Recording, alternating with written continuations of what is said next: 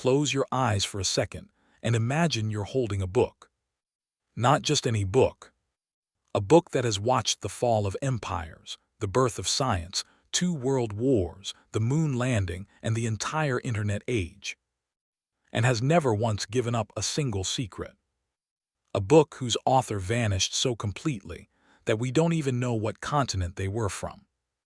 A book that the CIA, the NSA, Google's quantum teams, and every codebreaker since 1912 have attacked with everything they have. And every single one of them lost. Tonight, you're going to see every page that terrifies scholars. You're going to walk through the exact chain of ownership that connects this book to emperors, alchemists, and possibly demons. And by the end, you'll have to decide for yourself.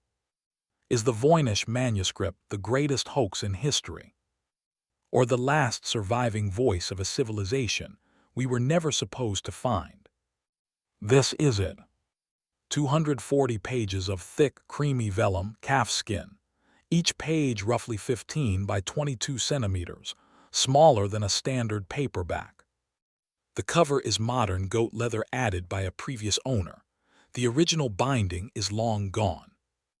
There is no title page, no author, no date. Just a faint smell of old smoke, and the weight of 6 centuries pressing down on every sheet.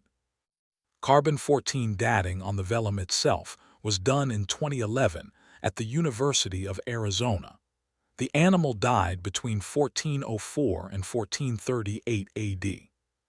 So the physical book is early 15th century European. But the moment you open it, the rules of history break. Page after page of plants drawn with almost photographic detail. Roots, stems, leaves, flowers, every part labeled in the mystery script. But 99% of these plants do not exist.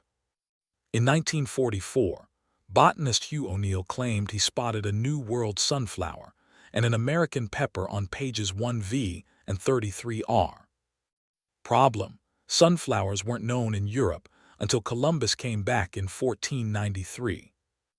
Later studies showed he was wrong. The drawings only look similar if you really want them to. The roots are the creepiest part.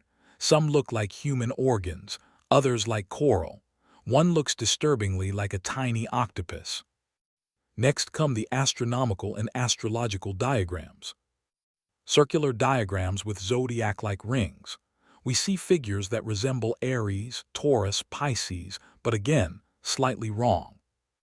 The women holding stars are all naked, all identical, all standing in barrels or on globes. Page 68R has a giant sun with 15 wavy rays and a face in the middle. Page 70V shows what many believe is the Andromeda Galaxy, drawn 500 years before telescopes even existed. Then we reach the section that makes YouTube comments explode, the biological or balneological pages.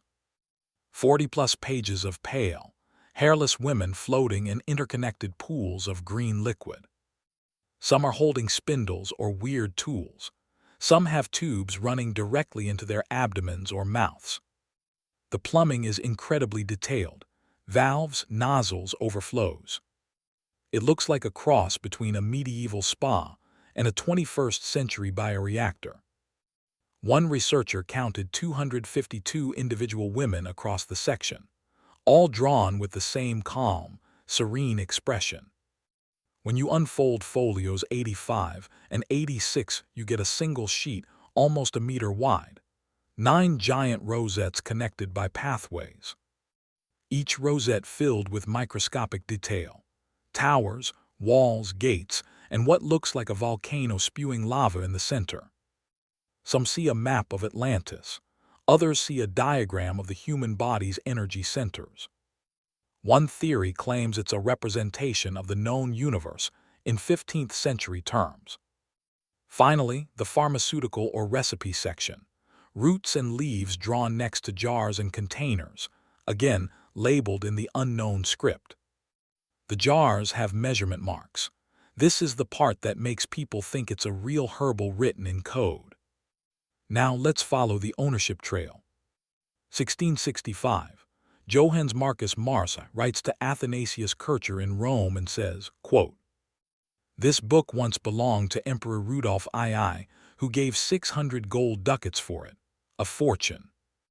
It is said to be the work of Roger Bacon the friar." The 1600s. Rudolf II, Holy Roman Emperor, lives in Prague Castle surrounded by Tycho Brahe, Johannes Kepler, alchemists, and the English occultists John Dee and Edward Kelly. Rudolf paid the equivalent of millions today for anything rumored to contain the secret of immortality or the philosopher's stone. 1586. Possible link to John Dee. His diary mentions a book containing nothing but hieroglyphics he wanted to buy in Prague. Did he sell it to Rudolf? 13th century. The Roger Bacon rumor. Bacon was imprisoned for suspected novelties and wrote about a universal language and microscopic creatures centuries too early. Before 1404, total blackout, the trail ends. We have no idea who wrote it, where, or why.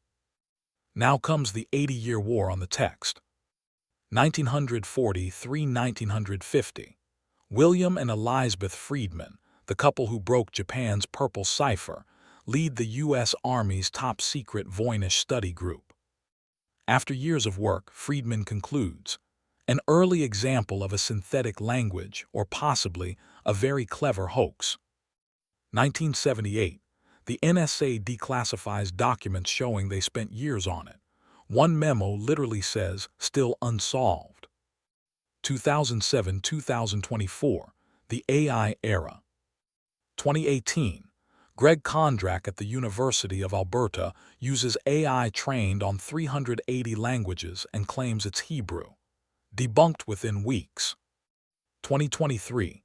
Lisa Fajan Davis uses AI to prove at least 2 different scribes worked on it, Scribe 1 and Scribe 2. 2024. GPT-4, Claude 3, Gemini Ultra. Every large language model fails to produce a coherent translation. As of November 2025, still 0. The linguistic nightmare in numbers. 170,000 characters, roughly 38,000 words.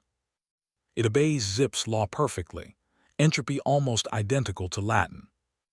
No corrections, no deletions, written in one confident pass. Repeated labels next to drawings, like a dictionary. Yet every statistical attack collapses after page 20. It behaves like real language, but is. So here we are, 6 centuries later. The book sits in its vault at Yale, untouched by human hands for decades. It has watched every empire rise and fall. It has outlasted every code we've ever invented. And it is still smiling that calm, quiet smile of absolute victory. One day, maybe tomorrow, maybe in 100 years, someone will walk into a library, open a laptop, and the entire text will suddenly make sense. Or maybe it will stay locked forever, the one secret the universe decided we're not ready for. Either way, the Voynich Manuscript has already won. Because the real mystery isn't what it says. The real mystery is that someone, somewhere, once knew exactly what it meant, and then made sure no one ever would again.